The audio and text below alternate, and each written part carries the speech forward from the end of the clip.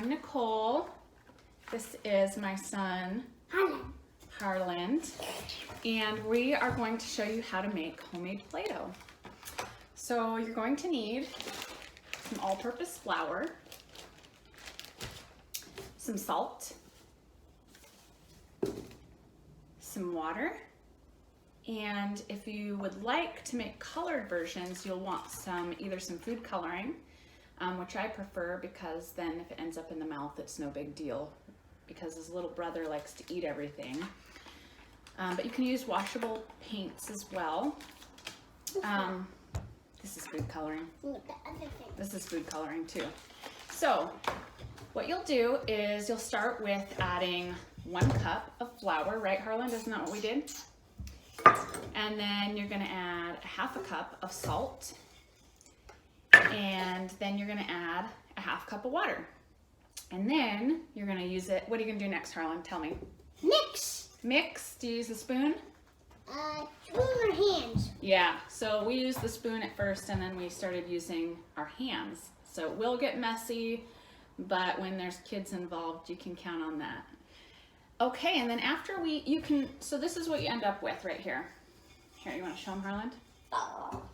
So it's a big chunk of dough, and if it's too sticky or it's too wet, you can add more water or more flour, just according to, the texture. And then from here, you can either just start playing with it, or you can add food coloring and make fun colors. So we've made a blue and a yellow, and now we're gonna make a red and a green. So should we cut it in half, Harland, and do 1/2 of each? No, I want to do a little bit of each. A little bit of each, okay. A little bit of each. Okay, maybe a little bit more. Okay, good. So the best way to do it is almost like you're making a thumbprint cookie, because that'll hold the dye in there, and this does get messy, so make sure you're doing it on a surface that is not gonna stain. So I've made like a thumbprint cookie, and then Harland, why don't you put a little bit of the color in there, just a few drops. Good.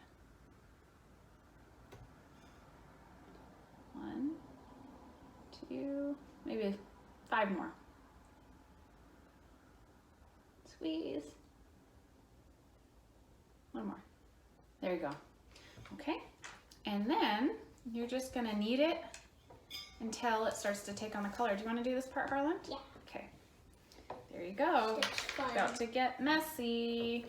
Ooh. Do it over the counter here. There you go. Yeah. Okay.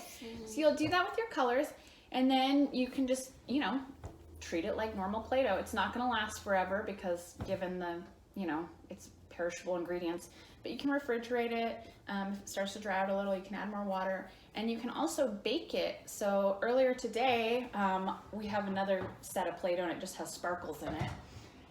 And more of it. It won't. okay, let's add more.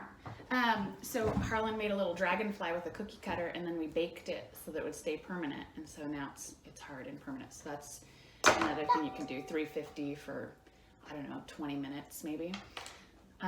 Anyways, I hope you guys have lots of fun with this recipe and get really messy. And everybody just hang in there. Whoa, whoa. All right, sending lots of love. Want to say goodbye, Harland? Bye. Bye.